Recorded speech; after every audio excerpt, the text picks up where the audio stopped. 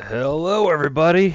I don't know if anyone's even here right now, but that's fine because it is a Saturday, so it's not my normal streaming day. But welcome to the Horsehead Weekly, week number 4. Glad y'all can make it. So let's get started here. And as always, got a lot to cover here. Got to go fast. Let's see what I can make happen here. So we're going to start off with last week, which was a very interesting week. A lot of teams that were very similarly stacked ended up playing against each other, with a couple of exceptions. And I ended up taking out Dave, who is still looking for his first win of this season, by putting up 148 to his 113, mostly on the back of Ryan Fitzpatrick coming through with some garbage time there. It was pretty sick, but I'm glad that happened. Moving on, we have one of the two incredibly close matches. Jerry last week was really hoping for a score change, and he did not get there, so he falls to 2-1, and Matty M ends up moving up.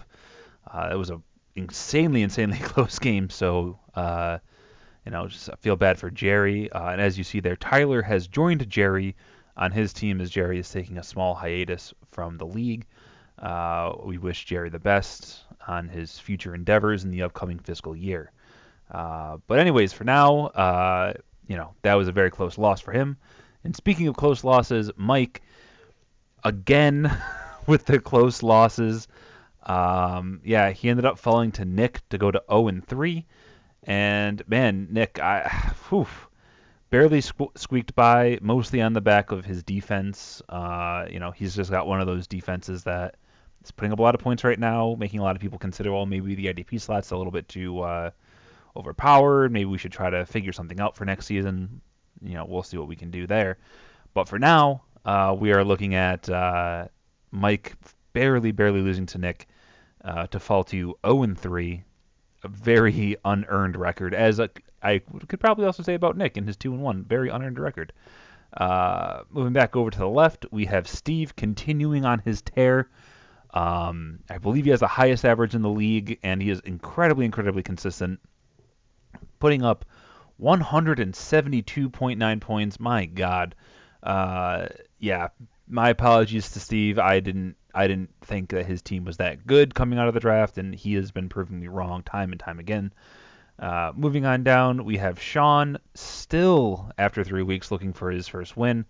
Maybe he'll have better luck this week as he is playing against a little bit of an easier opponent. I believe he played some pretty tough matchups so far. But he falls to James, who had an off day at 133.3 points. I don't know if you can really call that an off day or whatever, but so that's how James ended up winning that game to move up to 3-0. And then finally, in a very important game, divisional matchup, we had Mac end up pulling it out up against Matt S. So he ends up taking first place in his division based on tiebreakers with James and with the head-to-head victory over Matt S. Which brings us to the standings. And after looking at these standings for a little while, I decided that this isn't exactly what I want for my standings to look like. Like, I don't want us to look at this and be like, oh, cool, those are things. So I took it upon myself to make my own standings, which are, in my opinion, a lot better. So this is how you're going to see them from now on. Of course, rank number 1 and rank number 2, they both get byes, and they play each other, with the winner choosing who their opponent is in the semifinals. Then we have the other 2 division winners, who will play. The higher seed plays the 6, and the lower seed plays the 4. Your 2 wild cards at 5 and 6. 7 and 8 go straight to the fight for 50. Do not pass go. Do not collect $200. They basically get a free week off. I kind of want to do something cool with that. I feel like everyone else is playing somebody that week. I'd like maybe have them play each other, and the winner gets spotted like 5 points in it, and the 2 losers falling down from the upper bracket, if you want to call it that, get spotted like 10 points or something, just as kind of like you clearly did better in the regular season, but that's not going to come this year unless everyone agrees on it, because of course we did discuss it before. And then on the bottom, for people 9 through 12, you have the elimination bracket, where these are people that will be fighting for their lives going into the fight for 50 in that week 14 matchups, where of course it goes top to bottom, and only the winners shall survive. Then I list the owners, and next to the owners, I have their initials, which you can use all the way over on the right for the head-to-head advantage. Head-to-head advantage is basically saying these are the people who they have beaten over the course of the season. So if you look at Malcolm, he has beaten G for Gabe, MR for Mike, and MS for Matt S. So those are the three people who he has beaten so far this season, and that's his head-to-head advantage, so you can keep track of this as we go forward. So, if me and Doug were tied right now, he has the advantage to me because he has a tiebreak over me, and I am MJ, so on and so forth. This is just something I really want to help people be able to understand what's going on in the league a little bit easier, so I feel like this is just an easier way of seeing it. So, at the top, we have Malcolm right now. He is sitting at 3-0 and owns the tiebreaker over James because he is 1-0 in the division, and the first tiebreaker is head-to-head, and they have not played. The second tiebreaker is your divisional record, so he ends up being number 1, which puts James down to number 5. And then for the other group of people at 2-1, tiebreakers were done first inside of your division, and then so the divisional winners are Matt M, Jerry, Tyler, and Nick. And then everything was broken down from there between who beat who and who has the most points for, and then so on and so forth. So this is what you're going to be seeing from now on. Hopefully you guys like it. It's going to be a little bit work maintaining this, but I think it's going to be a lot more helpful and a lot more colorful. It's a lot nicer than the other one. So that's it for the standings. We're moving on to the next thing, which is the Eliminator. Yes, the Eliminator, and it has already claimed 2 victims. Last year, Mike ended up falling out after 3 weeks, I believe it was, and now we have 2 people falling out, Gabe and Dave M. So apologies for them. Gabe, welcome to the league. You've already been eliminated from the Eliminator. That does not mean anything else besides you are no longer eligible for $50. Because I know last season the people were a little upset that they were eliminated from the league, and they were like, oh, what do I do now? It's like, no, you're not eliminated from the league. What you are eliminated from is an extra $50 incentive bonus at the end of the season, basically given to the team. So like, look at Mike right now. He is 0-3 in the league, but he has, only 1 strike. So maybe it's not his fault that he's doing as poorly as he is, where maybe, there's no one right now who's jumping out at me the other way, but maybe if someone's playing very poorly, but they're still getting wins, they might get eliminated earlier on than their record might make it look. So right now, we currently have 5 teams that do not have a strike yet, as Steve is, averaging a very consistent 173.3. And and we have 1 team this week going in who needs to try to survive. No longer do they need to be in the top, 8 positions. Now they have to be in the top 6 positions, as 2 people have been eliminated, and we are still giving out 4 strikes this week. So good luck to Matt M surviving, and good luck to everybody else who has a strike as to not get put on the chopping block for next week. So as I said, goodbye to Gabe and goodbye to Dave M in the Eliminator. Moving on for other incentives, these are the $5 incentives for each position. We are starting off with quarterback, and Malcolm is still in the lead with that, followed up very closely by Jerry, and then a string of people who are all kind of different amounts of good behind him. We'll see what happens with this. Still a lot of games that we played. Same thing over at running back, where it's, Steve is beginning to distance himself a little bit more from the pack because he does have, some very good running backs right now, and so he's starting to pull himself away just a little bit, but still anything can happen any given week.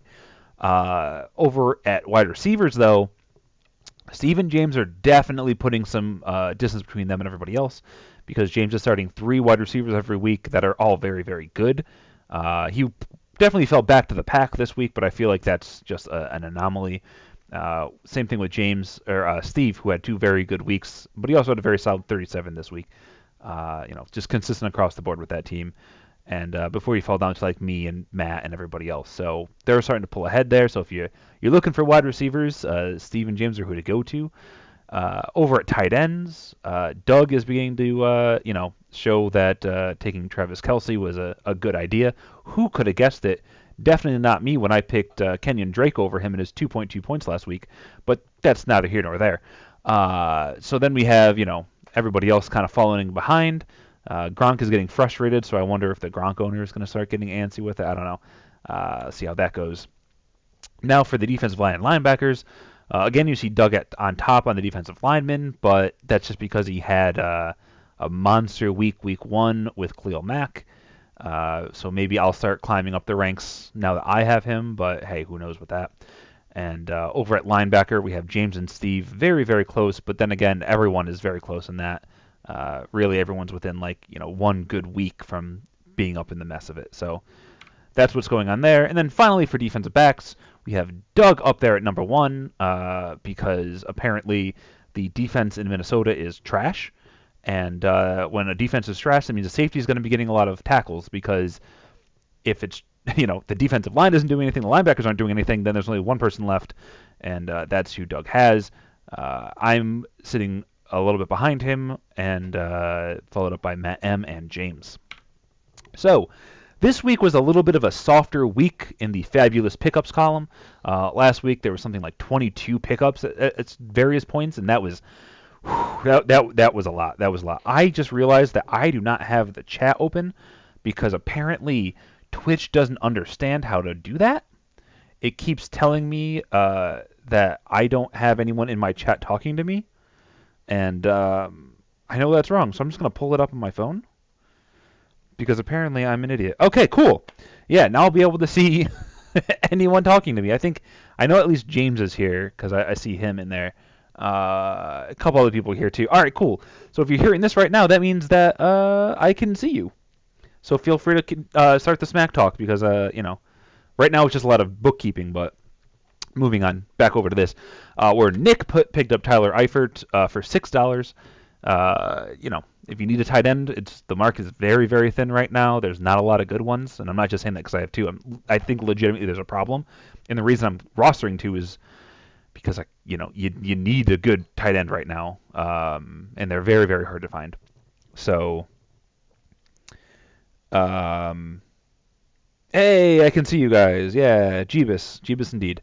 So Nick ended up getting the top two guys with Tyler Eifert, as I just was saying, with the tight end nonsense, and Christian Kirk. And I feel like basically everyone in Arizona should be owned and stashed right now who catches the football because, my God, I have no idea who's end up going to be the guy Mark Rosen, or I don't know if it's not Mark, it's Mike Rosen, Tom Rosen. I don't know. Anyways, whoever's the quarterback out in Arizona now, he's a rookie, and rookies tend to just lock in on one guy and just pepper him with targets. And if that guy ends up becoming Christian Kirk or Ricky Seals-Jones or somebody, man, that security blanket's going to be really good in our league. So I think that's a very smart pickup by Nick. A little overpriced, but a smart pickup nonetheless. And then after that, it's just some IDP guys. Case Keenum got picked up, Tannehill got picked up, and some IDP guys. So not really a lot going on this week. Not a lot of big gang busts. Josh Rosen, man, I wanted a dude in our league to be freaking the quarterback for the Cardinals there. Probably couldn't have been too much worse for their team considering how terrible they are this year. But hey, who knows? So we're moving on, and we have the remaining budget. So this is what everybody has left. Steve still has yet to spend $1. Doug is just behind him, spending literally $1. And on the other end, we have Malcolm sitting there with half of his money spent, but no one yet going below that. A lot of people are sitting waiting for that one big guy, that one big break to come, which I think is a little bit interesting that no one's actually done that yet, No one's there hasn't really been a guy that I look at and I'm like, oh, you have to. This is a must roster guy. He's gonna get the bank broken for him. I'm gonna throw down $50 on him. Philip Lindsay ended up being that guy that we should have been throwing a lot more money at, but we didn't know it at the time. So we'll see what happens with this. But that's the budgets for now. And coming up on this week. So this week I cheated a little bit because I got to see all of the I got to see the first game happen, and there was a lot of points scored in that first game, making the Matt S. and Steve matchup. That's going to be a spicy meatball because they already each played 3 people, and they are almost at 50 points apiece. So that's going to be fun. But starting up in my game, I ended up playing Sean this week. And the pattern you're going to notice is it basically looks like we're doing Swiss pairings. for this week because it's if you have a good record, you're playing somebody else with a good record. If you have a bad record, you're playing somebody else with a bad record. So it's just, it's very interesting the way that worked out. So my 1 and 2 dumbass is going to end up going against Sean, hoping not to feed away his first victory. Malcolm and James are playing against each other in a very, very important match, as the winner will basically be a game and a half up in the division. So that's something that's really important. I believe I picked that as my game of the week. It was either that or I picked Mike and Dave, who are underneath them. Two teams that are desperately looking for a win because starting off 0-4 doesn't eliminate you from the playoffs because I believe last year we had some people make the playoffs with some very bad records, but still, you definitely wanted to make something happen at this point. So, good luck to them with that. And moving on over, we have Doug and Jerry completing the first cycle in the Skullhouse division of head-to-head matchups. I am 0-2. They're both 1-0, so the winner of this one ends up getting a little bit of a leg up moving forward, and will take the lead in the division regardless of what happens in my game. So that's a very interesting fight there. We'll see how Tyler ends up doing if he has to shake the rust off in this game, has a little bit of a bad outing, and then takes it over later, or if he ends up just putting on that belt and showing everybody who's boss. Moving on down, we have Nick versus Matt M. Nick's already off to a pretty good lead with Cooper Kupp putting up a ton of points, but I wouldn't put it past Matt M to make a comeback. He's got a very solid team as well. And over in the final matchup, we have Matt S versus Steve, and as I said, that's already been a very high-scoring affair, and that's going to be a lot of fireworks going on there. Matt S, will you do me a favor and please trade me Howard? I've been begging you for weeks. Just for the love of God, give me that guy. I don't, something about him. Whenever I watch him, I'm like, oh, it's a good football guy. But yeah. Wow. Sean has an easy game this week, has been called, and can't disagree with you. So, moving on to, yes, I did pick the game of the week to be James versus Malcolm. I just didn't want to write out the full name because Microsoft Paint is hard to use, as you're going to see through the next 5 or 6 slides, I think. So, yeah. So here we have the game of the week. James didn't have his lineup set perfectly, so I just assumed Jack Doyle would be there. But as I said, this is a big game. The winner of this is undefeated still.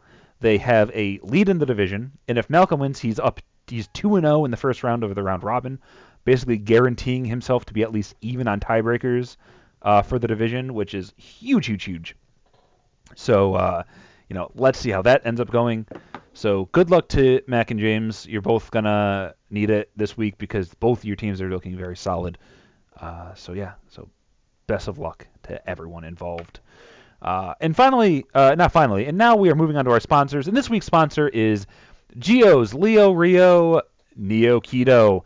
That's right. Need to lose weight but love South American steaks? Born between July 22nd and August 23rd? Well, look no further than the Cincinnati RB's new take on the low-carb diet with Geo's Leo Rio Neo Keto. It was divined by Miss Cleo. Ugh.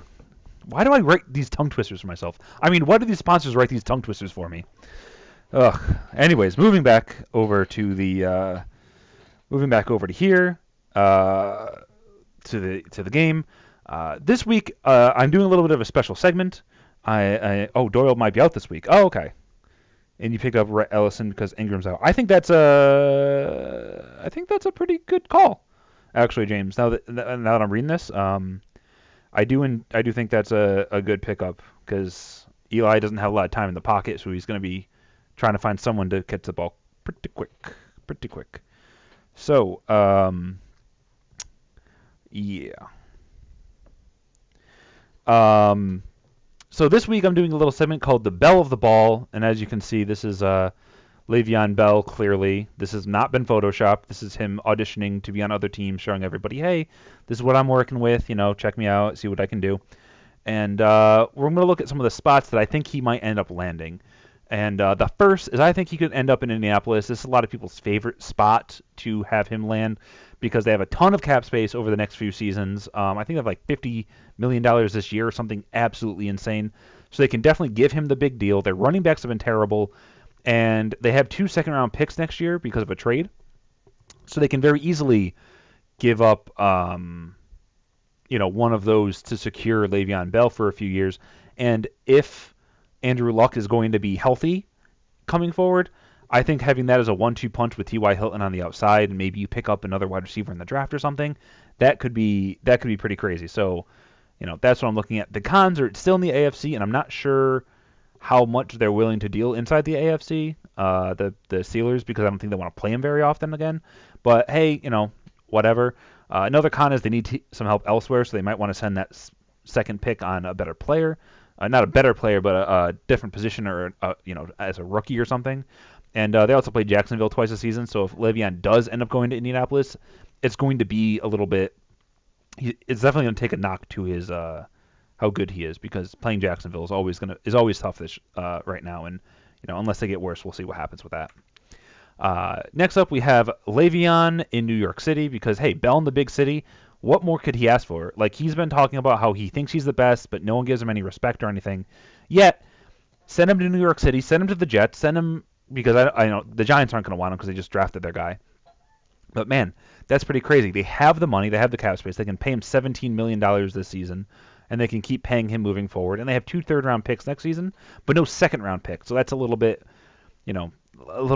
tough there, trying to decide if they want to send maybe the 2 third picks instead of a second, or what they want to work with. And also, this is a team that's currently in rebuild mode.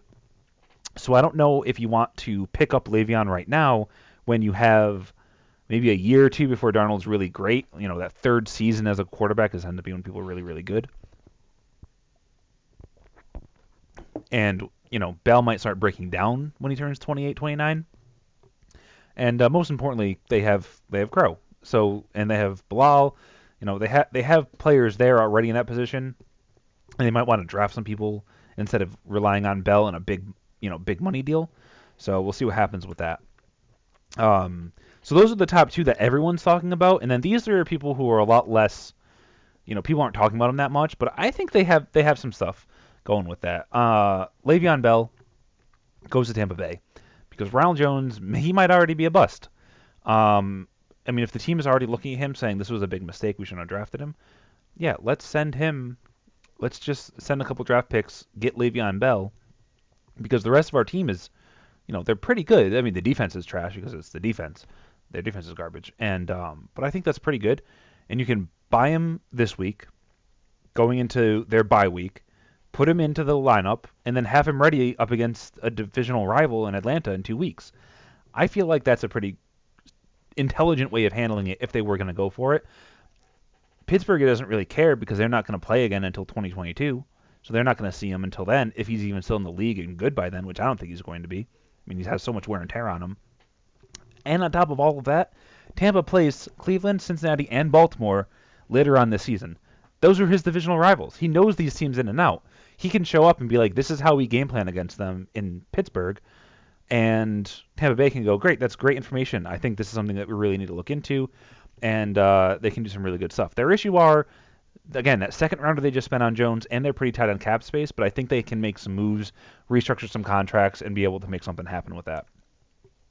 Another thing that you can go to is if you're looking for a one-season rental, and that's what Washington might want to do. If they really believe that Alex Smith is the guy that can bring them to a championship this season, and they don't want to wait on guys, if they're a couple weeks from now, we're talking, something happens, and they're just like, man, this Redskin team's really cooking. If only they had a good running game, they might just want to make the deal, promise him they won't franchise tag him, and use him for a year, and then that'll be that.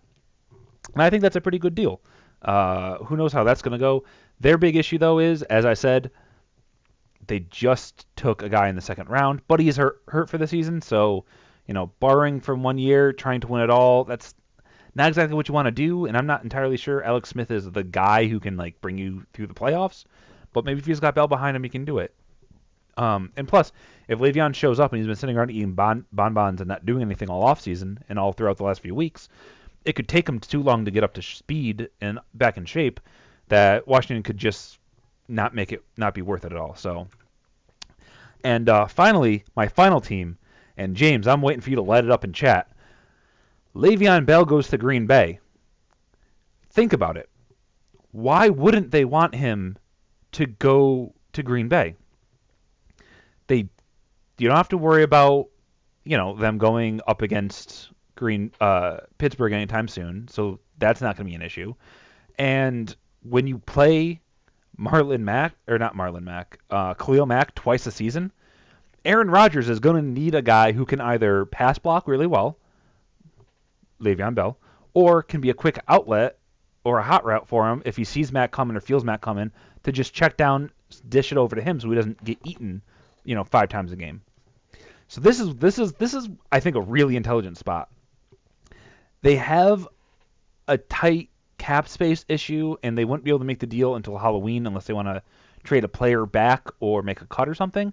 But I really feel like this is a dream matchup. Um, like, can you imagine Rodgers and Bell? Like, you're looking at the next 3 seasons. This is your Super Bowl contending team, without a doubt. Like, yes, and then they can just concentrate all their draft picks on trying to make that defense better and maybe get an offensive lineman or two, and that team's just going to be insane. So this is 100% what I'm looking at.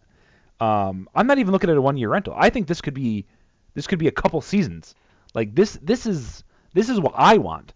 Like if you told me, Mark, you run the NFL for a day, you have to get Le'Veon on a team, I'm sending him to Green Bay because I think that's just going to be fun to watch. It's going to be great to watch Le'Veon Bell and Aaron Rodgers just doing what they do. I can't even imagine how exciting that would be. So moving on for that. I'm sure you understand the team a lot better than I do, James. So maybe it would be a 1-year rental if you understand their cap situation better than me. But I still would love to see that for a couple seasons, just those two going at it. But now we're moving on to the rankings, and this week they are the Gerald Memorial Rankings, a.k.a. the GOAT Edition, the Gerald of all time. So, here we are. Let's see how this ends up going. And we're going to start off with the C-Class, and these aren't like in any particular order, like the thing involving Jerry, but, this is just what C-Class is, and Jerry, the sad webcomic Jerry, I can't understand how this ended up happening in the world, but this is just wonderful. I love that the draw play has Jerry basically as their Miami Dolphins fan. Just sad Jerry, has to eat bland stuff because they give him, the Dolphins give him ulcers every season. But yeah. So moving up to number 12, we find Dave. Dave dropped down a spot this week to number 11 because I am beginning to get worried about Andrew Luck. He is not the Andrew Luck that I thought he was going to be. He's averaging 17 points per game. That's not good.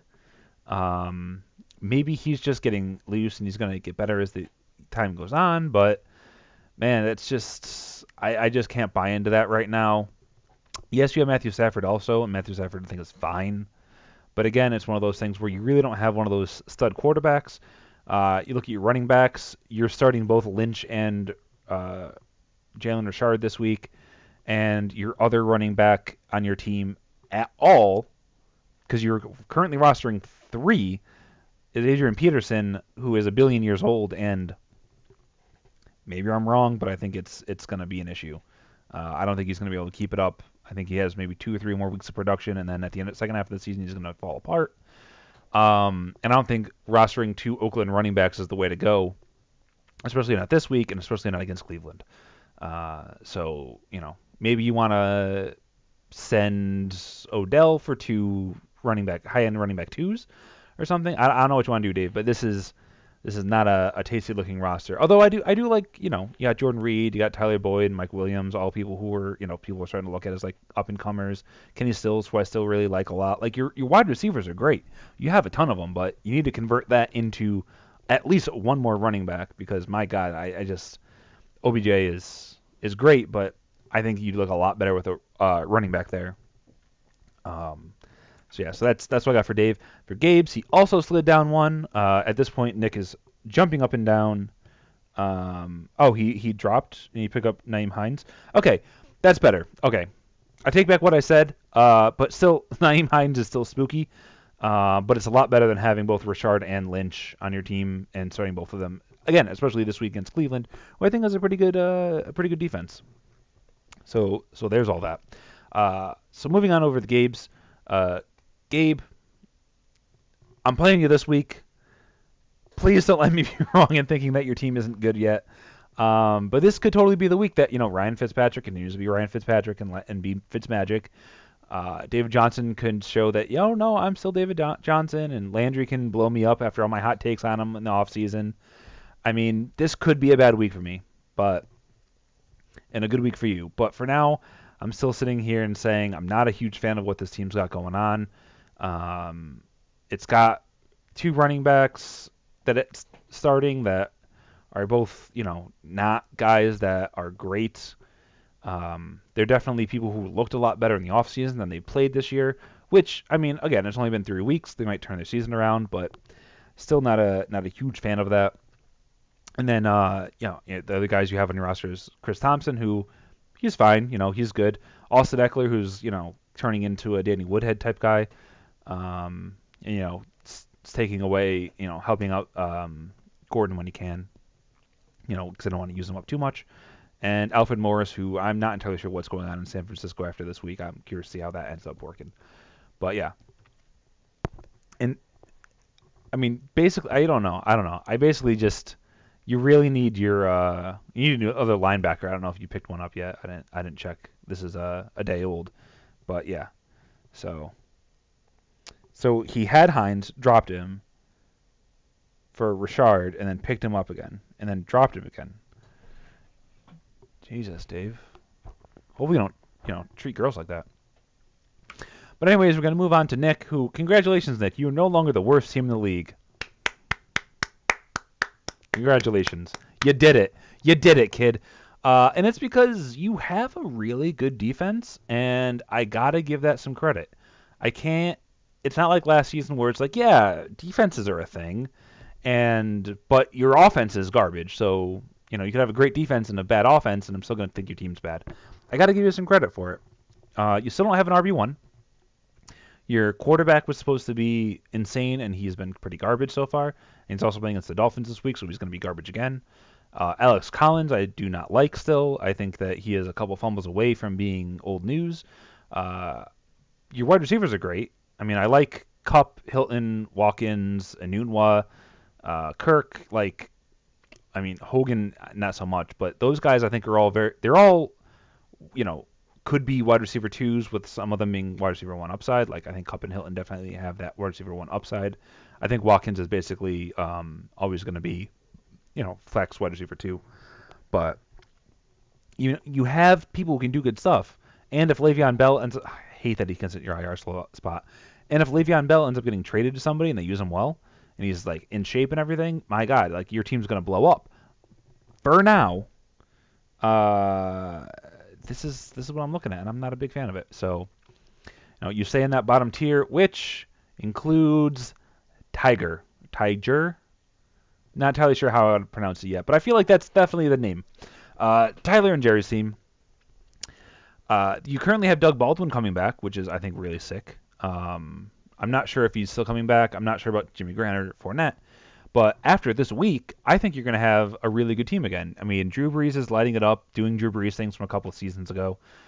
He didn't repeat what he did last year where he threw not a lot of passes, but and was efficient, but he wasn't scoring touchdowns. You have Fournette and Cook, who are, banged up sophomores, but I think when they both come back and they play well in a couple, got to give them a couple weeks to get back into form. I think your team can definitely put on a tear, and currently being 2-1 is a good spot to be with people who are injured and going to be coming back soon and can be, running back ones. Because I think that's the hottest commodity right now is a running back 1. I mean, there's not a ton of them. I mean, by definition, there's 12, but it's not that great. You also have really good wide receivers. You have Tate and Adams, who I think are both wide receiver 1s, even if they're not necessarily living up to that potential right now. And you have Amari Cooper, who is really confusing to me. I want to say he's a wide receiver 2, but at the same time, he hasn't put up those numbers in like 3 years. But I don't know what's happening with that. And you have a really good defense. So we'll see what you're doing. We'll see how you end up working out for all of this. But for now, I like what your team looks like in the future. But for right now, I just have to put you in that bottom tier because you're not living up to that potential yet. You're not there yet. So, Team Jurler? Jerler, Tiger. Eh, we'll see what they want to do. I think both of those. I think either way it could definitely work. I just saw Tiger and I was like, oh, Tiger, that's like an animal. That's cool. And in the B class we have Jerlad. I typed in Gerald's name wrong when I was saving a screenshot of his team. I typed it in as Jerlad, and I was like, I need to find a picture of him being a Jerlad. So this is him and Maria being cute. Congratulations, you guys. You guys are just adorable. And Team Jerlad. So starting off in the B tier, we have Matt M, who slips a spot to number 7 this week. Not really through any fault of your own. It was more that the other team ended up being a little bit better. Ended up moving past you. I don't really think there's any issues with what you're doing at the moment. And I like your team. I think your team is a team that's just going to continue to get better because you have the option of switching out Wentz and Rivers on a weekly basis. And I think that's something that, is going to be really good going forward if they both end up being those, like, middle of the road quarterbacks. You can play the matchups there. Hunt ended up showing that being on a good defense is good for you because even if you're not getting the yardage or the catches or anything anymore, he can still get the touchdowns if they get short. So if when they get in the red zone, I think you're going to see a lot more Kareem Hunt touchdowns, and they just have to be a little bit less efficient of an offense for him to be better. As crazy as that sounds. But yeah, so I like that. The reason that you're not moving up yet is once you get past those top 3 guys, and of course Ertz, it gets spooky. Will Fuller is a guy who has a history of injuries, and he's also playing on an offense where he's like the big play guy. And boom, he's definitely gonna be boom bust with a lot more boom than bust. But you're gonna have those weeks where he puts up like 1 catch or 5 yards or something like that. You also have Corey Davis, who people are still waiting to break out on after 2 years of it. But again, on the other side of it, you have Julian Edelman coming back soon. You have Deshaun Jackson, who can continue to be like the big play, blow up type of guy on your team. So you got a lot going on, and this is another team kind of like with Team Tiger, where you're going to be able to be better in the next couple of weeks. And once I start seeing that, then you're definitely going to move up. But for now, I have to put you down at number 8 because that's what you're giving me right now. Moving on, you find myself, and I am currently sitting at number 7, down 1 spot from last week as I continue my free fall. But I don't think that's going to happen for long because I have the best quarterback in the NFL, Ryan Tannehill, on my team, as well as the best running back in the NFL, Kenyon Drake, the best safety on my team, Rashad Jones. And once you have that's just, I don't even know what I can do at this point. I basically have 3 of the best players in the league, so, that's just going to be perfect. Basically, I don't even know why I put myself at 7th. I should definitely be in that top tier with James and Steve, just because my God, look how sexy my team is. Anyways, yeah, my big issue right now is I'm still looking for a running back 2 because I thought that was going to be Kenyon Drake, and he ended up kind of falling off a little bit. Kerryon Johnson, if he ends up becoming the guy in Detroit, I think he can definitely do it, but I'm not really relying on that being a thing, but I think it could be a thing, so let's see what happens with that. But then again, I do have Adam Thielen, Julio Jones, and I think Chris Godwin's definitely going to be a thing moving forward, regardless of what's going on there with the quarterback situation in Tampa Bay. But yeah, and then I got, the Green Bay running backs. If any of them end up becoming a thing, then I'll have it. I got, Marlon Mack. If he ends up becoming something of use, then I can, use him. So I think I got some good things going on. But we'll see what happens moving forward because my team is still in that, that middle of the pack situation. And we at number 6, we have Doug, the person who's been leaping over a bunch of people that I've previously mentioned. And that's because I think he's got a good team now. I traded him Chris Carson, Demaryius Thomas, Ezekiel Elliott, and Devin Funchess last week, and all of them had good games. Apparently, I should have waited 1 more week before selling off a bunch of my guys. But hey, here I am. But yeah, I like Chris Carson. I've liked him for a while, and he went out and absolutely slammed it last week. He, again, is one of those injury concern guys, so let's see what happens with that. My flexes week, yeah, that's fair. But he still has, Aaron Rodgers, who I think is going to be great. Ezekiel Elliott's top 3 guy. Travis Kelce, who's, I think maybe the best guy at the tight end position this season, just because I'm not sure about Gronk. Yo, James, I don't know if I'm gonna have a voice tonight. Um, but yeah, I like his defense. Like I said, he's got Harrison Smith. The Minnesota defense is garbage, so he's gonna be looking pretty good. Calais Campbell is just, he's a guy who's gonna get a bunch of sacks and stuff. So he's got that defense who's doing good stuff. He's got good running backs because I think Sony Michel's slowly developing into that, guy. They're not going to use him as three down guys. New England, they're crazy. But I think he's going to be definitely worth starting every single week, kind of like Dion was last year for them. But yeah, and I think if Thomas and Funches and everybody is what I valued them at when I started last year, then I think they're definitely you're definitely going to continue to be on the rise, Doug, and you're going to be able to break into the next tier, which is the Horsehead Fantasy Football champion, Jerry, because he did win a few years back. So congratulations to Jerry. That's a fond memory a lot of other people have. I wasn't around, but hey, good for you, dude. And we have Mike. Mike ends up falling down one spot. Like the fact that a three loss team who has yet to win a game is able to sit here at number 5, a lot of people are not too happy with, I'm sure. But I really do think he has a good team. He just isn't able to show it yet. And this week, he's able to eat the bye from McCaffrey with good players.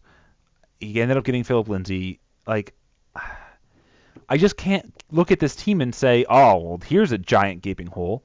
I mean, your running backs are, when everyone's healthy, Lamar Miller as your 2, Joe Mixon as your 1, and McCaffrey as another 1. So Miller's your slot, your flex, and you have Philip Lindsay there, too, who I think is good. Royce Freeman, if he ends up becoming a thing instead of Lindsay, then you have him. So you're going to have the Denver running back. You have Gronk, who, yeah, he's spooky because, he can get hurt, and he also hasn't been really doing great this year. And I think Miami's going to scheme him away in this upcoming game. But you also have Allen Robinson, who is, hot and cold as your wide receiver, too, because your wide receiver one's locked up with Hopkins. Like, I think he's going to go on a tear later on this season. And you don't really have anyone to fill in for him. I mean, you have Antonio Callaway, and if he ends up becoming a thing, then that's fine. So really, I guess what I'm saying is you have one weak spot on your team right now, and it's Allen Robinson. But you have another big weak spot on your team, which is if the Houston offense has a bad week, then your team's going to be not very good. Because that's 3 positions that are going to end up being terrible. They end up getting shut out or end up putting up a couple field goals. That's not good for you. I'm not penalizing you for that. I'm just saying that's something that's a little bit scary and not great. I do like the Taywan Taylor pickup. He was somebody I was watching to see how he performed this week before I picked him up next week. Because with all that nonsense going on, and I think once Mariota gets back, when he can actually have any kind of feeling in his hand, which is scary, I think their offense is going to start clicking a little bit better. But for now, Mike sits at number 5. Moving on up to number 4, we have Matt S., the younger of the S brothers. And he ends up falling or moving up a position, jumping over Mike into number 4. And I really am beginning to think that his team is like really solidly put together. I've been a huge fan of Jordan Howard this season. I think that he is a running back 1 this year. I know he hasn't, his position rank doesn't show it, but I think over the course of the season, he's definitely going to be that a running back 1. Lower end, but still, I think he's a really solid talent this year. Robert Woods and that, Greatest Show on Turf return in LA. I think, all of those wide receivers and anyone in that offense basically is going to be really, really good this season. You have Antonio Brown. I really have trouble looking for like a hole in your team, especially when you look at your, who you have on your bench. You have Kirk Cousins, who, if he ends up has a good matchup or something, you can switch him out with Andy Dalton. You have Larry Fitzgerald, who, if Rosen ends up falling in love with him, then he's going to be a target machine. He's going to get a ton of points. He can get 10, catches a game, and that's what basically you're going to want from Larry. And, Mark Ingram's coming back next week. That's pretty good. That's going to be pretty good. Yes, he comes back, then they have a bye week, and then they play again. So maybe they're not going to use him a lot coming off because Kamara's doing so good. But I think that, basically from week 7 on, Mark Ingram's going to just go back to being a top, 20 running back at worst. So yeah, I really do like what Matt S is working with, and he's been climbing up the ranks over the course of the season. I think he's going to continue to climb next week when Mark Ingram's back, and as this team continues to progress on the upward trend. And then finally at number 3 in this tier, we have Malcolm. I've already apologized for Patrick Mahomes, and I've been seeing a lot of that on Twitter and on YouTube and stuff like that. A lot of people coming out saying, "Oh man, in the offseason, I was totally down on Patrick Mahomes. I thought, he's a guy, whatever, blah blah blah." And now they're just like, "Yeah, no, he's the real deal." And as more people get converted, Patrick Mahomes' value is just going to go up. And I think that you have an absolute stud at quarterback. So congratulations on that.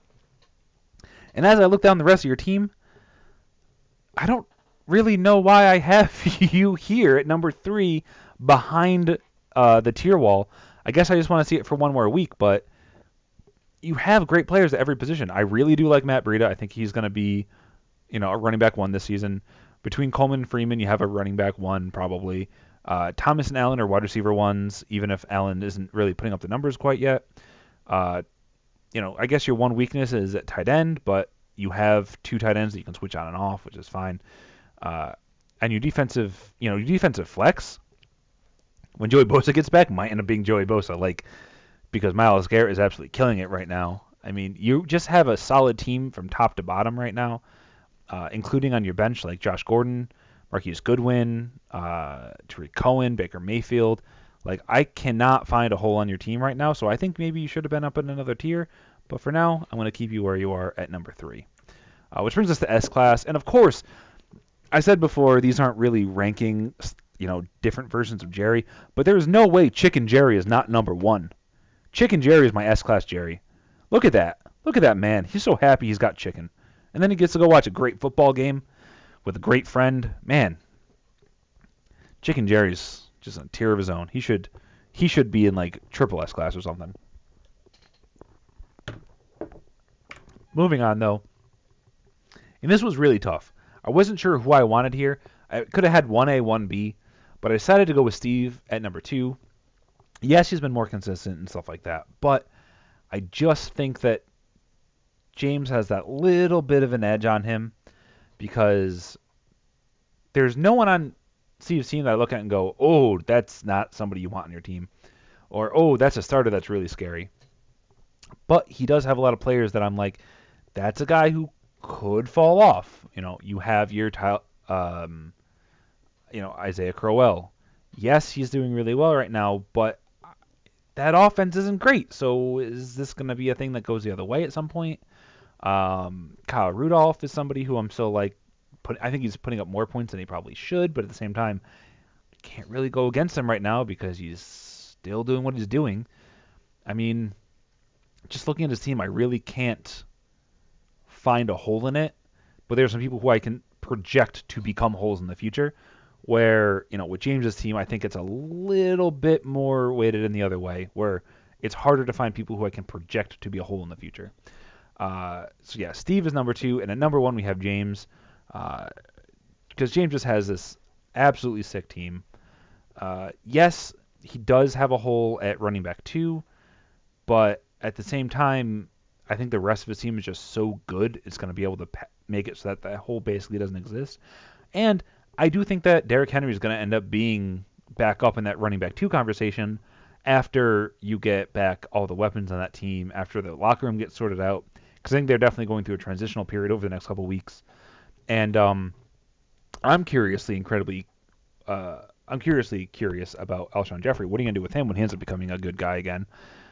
Because he's sitting on your bench right now, and you're not benching AJ Green, Juju, or Tyreek Hill. They're all putting up top 10 numbers this season. I think they're all going to be top 10 guys. So what are you going to do with Alshon when he comes back if he's good? I guess you're going to trade him to get that. You can package him and Derrick Henry, Bilal Powell, something like that, and try to end up picking up that running back 2 that you're looking for if you don't believe in Henry moving forward. But still, maybe just track down the Eagles fan in the group. Say, hey, I'll give you Jeffrey because he's coming back. I'll give you Derrick Henry because I think he's got potential moving forward. I think he has potential moving forward. maybe throw in something else, and just try to get up, some running back 2 that's just kind of, good but not great that you can plug in there instead. And I think you're going to be great moving forward because, yes, I can project that one hole, but every other position on your team is just absolutely locked in solid. So, congratulations to James on being number 1 once again. And with that, I come in just over the 1 hour mark, including the opening segment, which I think was like 10, 20 minutes, which means I'm getting faster. I'm getting into the groove of it again. I'm really enjoying doing this for you guys. So, thank you guys for watching. It was a ton of fun. I'd like to thank you guys for sticking around for as long as you did. We have like 5 viewers right now, so thank you everybody who's here who isn't a part of this league, but just wanted to stop in and say, hey, what's up? Just want to, I don't know what you were up to. You want to stop in, but I talk fantasy sports here once a week. It's not consistent when I stream, but I do stream once a week. So if you want to drop a follow or something, that'd be absolutely appreciated. So I guess don't forget to like and subscribe or whatever everyone says at the end of their stuff. But yeah, thank you guys all very much, and I will be seeing you guys next week. And James, I will see you tonight. Adios, everybody.